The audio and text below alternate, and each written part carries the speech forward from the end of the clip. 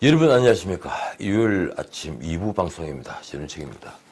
요즘 신문 방송은 어김없이 총선을 다루고 있습니다. 아직은 본격적인 공천심사가 안 되고 있었는지 주로 과두들 중심으로 뉴스를 풀어가더군요.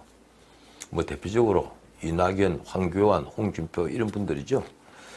종로에서 대선 진초전을 치른다는 황교안 대표와 이낙연 전 총리의 선거운동 현장 뉴스가 유난히 많습니다. 두 분 다 총리를 지낸 분인데다가 한 분은 처음 치르는 선거지만 대통령 권한 대행까지 지냈고, 또 한 분은 의원, 도지사, 총리를 지내면서 한 번도 선거에서 패배한 적이 없는 기자 출신이죠. 온 국민의 관심이 모일 수밖에 없는 대결이 됐습니다. 그런데 총리로서 주목을 받은 수많은 분들 중에서 문민정부 들어서 아무도 대통령에 오른 분은 없었습니다. 최규하 대통령 그 전이죠. 총리에 오르면 대권주자 반열에 자동적으로 오르죠. 그리고 지지도도 꽤 높아집니다. 그런데 모두 다 대권에는 실패했습니다. 이게 징크스라면 징크스죠. 가장 대권에 가까이 간 분은 누굴까요? 바로 이회창 전 총리입니다. 그분은 당시 통치자였던 YS에게 각을 세우면서 대중적 인기가 치솟았죠. 두 분 다 대선 2달 전까지만 해도 당선을 의심하는 사람들은 아주 적었습니다. 첫 번째 도전에서는 이른바 DJP 연합전선에 속절없이 무너졌습니다. 그때는 IMF 사태로 집권 여당이 인기를 잃은 것도 영향을 미쳤습니다. 그러나 뭐니 해도 같은 진영에서 이인재 후보가 독자 출마하면서 표가 분산된 게 결정타였죠. 뒷날 DJP의 한 축인 김종필 전 총리를 붙잡았거나 이인재를 주저앉혔다면 이회창 후보는 무난히 대통령이 됐을 거라는 평가가 많았습니다. 그때는 또 검찰도 한몫을 했습니다. 검찰은 DJ의 비자금을 수사하다가 수사 중단을 선언했죠. 나중에 보니 YS가 개입했다고 하더군요. 두 번째 도전 때엔 첫 번째 도전 때 이미 불거졌던 아들의 병력 의혹이 다시 도마 위에 올랐습니다. 그때 노무현 후보의 당선에 1등 공신은 누가 뭐라 해도 김대엽이었습니다. 그는 검찰청을 제집 떠나들듯 오르내리면서 검찰청사 내에서 기자들에게 브리핑도 하고 회견도 했습니다.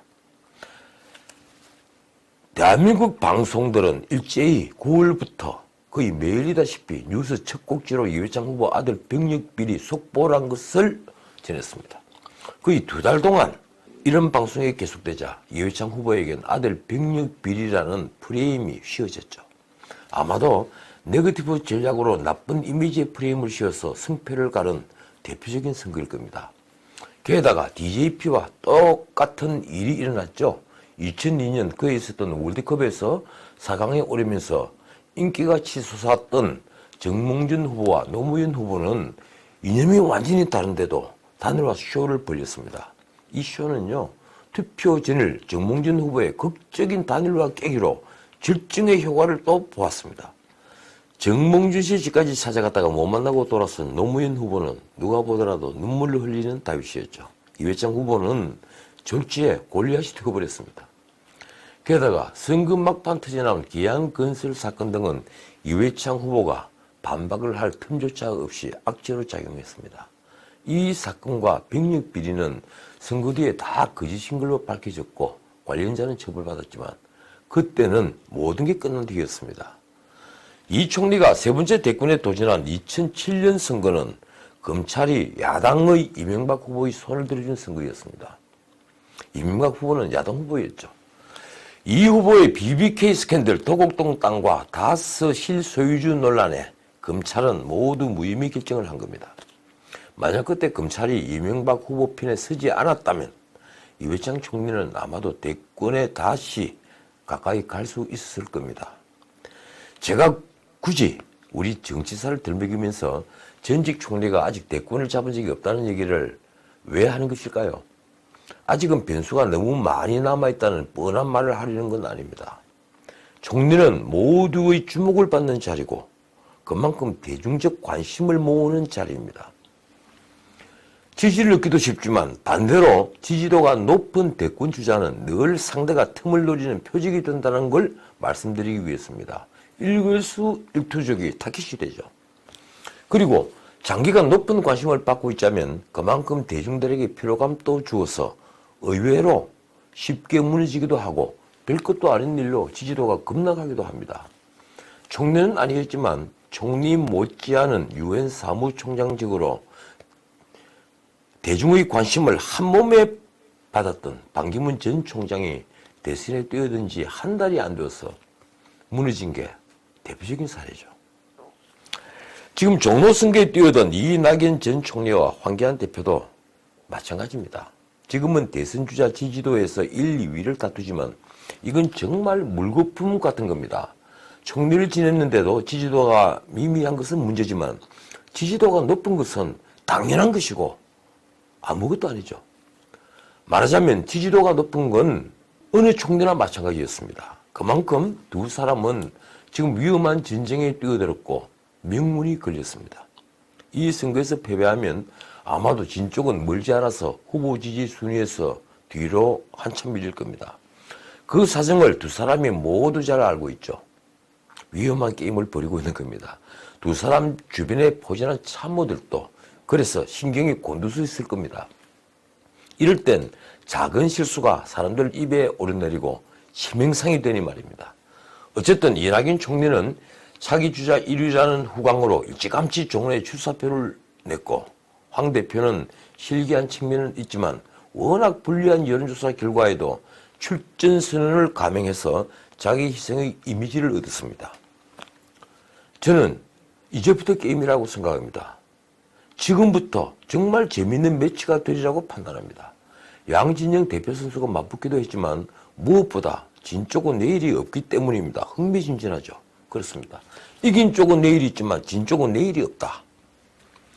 어제도 두 사람은 사실상 유세를 벌였더군요. 아직 선거는 많이 남았지만 누구에게나 두 사람의 어제 행보는 유세로 보였죠.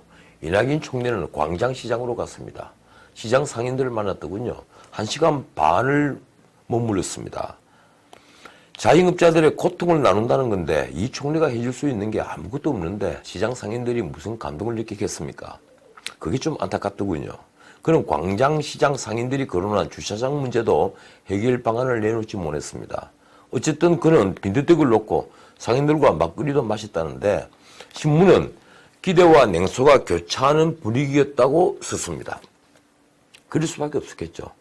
시장이야말로 불황의 그림자가 제일 먼저 덮치는 곳이니 말입니다.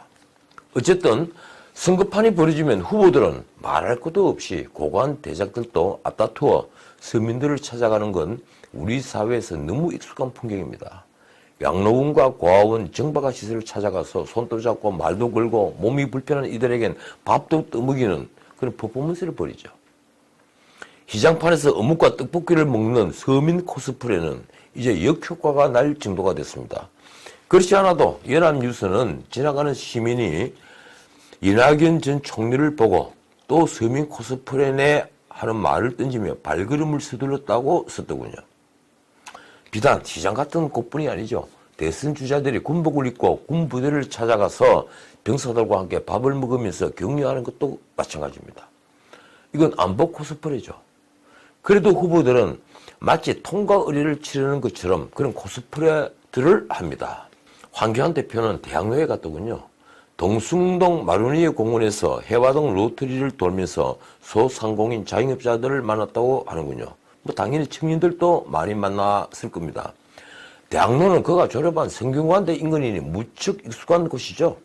그는 빨간색 점퍼에 면바지 운동화 차림이었다고 하니 이제 정신이 다 된 것 같습니다. 이낙연 총리도 어제 그랬지만 황 대표도 이제 마스크를 착용하지 않더군요. 시민들에게는 주목을 쥐어 이른바 코로나 인사란 걸 했다는군요. 황 대표는 대학로 옷 가게에서 청바지를 사 입기도 했습니다. 사진을 보니 한결 젊어 보이더군요. 전날엔 청년들을 위한 문화 마켓이란 것을 방문해서 젊었을 때 청바지를 한 번도 안 입었다고 말했다고 합니다. 그래서 이제 청년들과의 소통 방법을 알았다고 할까요? 그는 페이스북에 이렇게 썼습니다. 오늘 대학로 마루니에 공원을 찾아 버스킹도 관람하고 옷가게에서 청바지도 구입했다. 청바지를 입으면서 청년들이 외침에 응답한다. 저는 한 7년 전부터 청바지만 고집하고 있습니다. 뭐 뉴스 앵커 할 때도 청바지를 입고 있으니까요. 제가 한 말씀 드리자면 청바지에 익숙해지려면요 꽤 오래 걸릴 겁니다. 이 역시 코스프레로 비치지 않았으면 합니다. 이낙연 전 총리께도 한 말씀 더 드릴까 합니다. 경향신문에 고려대 연구교수 임미리 교수가 민주당은 빼고 이 칼럼을 써서 논란이 크게 벌어졌죠. 신문 헤드라인을 장식할 정도였으니까요. 그런데 민주당이 고발을 했습니다. 그러자 이낙연 총리가 그걸 취소하라고 공고했죠. 그런데 어제 또 한 말씀을 또 했더군요. 국민께 한없이 겸손해야 한다. 그런데 제가 보니까요. 이낙연 총리 선대 본부장이지 않습니까? 선대 본부장은 당연히 이 문제 사과부터 먼저 해야죠. 사과를 먼저 하고 우리가 한없이 겸손해야 한다고 한 말씀을 했으면 얼마나 좋았겠습니까? 자칫 김성 코스프레로 보일까 걱정입니다. 자, 어쨌든요. 전직 총리 두 사람이 벌이는 이번 선거는 문자 그대로 혈투가 될 것 같습니다. 아직은 두 사람이 활짝 웃고 있지만 시간이 갈수록 웃기가 쉽지 않겠죠. 두 사람의 싸움이 두 사람의 미래가 걸려있기도 하지만 이번 선거 전체의 승패를 가르는 싸움, 진영의 싸움이 될 것이니 말입니다.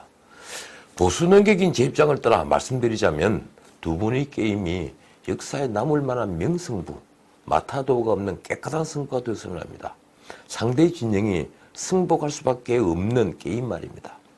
자, 오늘은 여기까지입니다. 요즘은 모든 영상을 올리자 말자 3분이 조금 넘으면 이른바 노딱이 붙습니다. 이래도 되는 겁니까? 설마 선거 때문은 아니겠죠. 언제까지 이럴 건지 지켜보겠습니다. 지금까지 전현식이었습니다.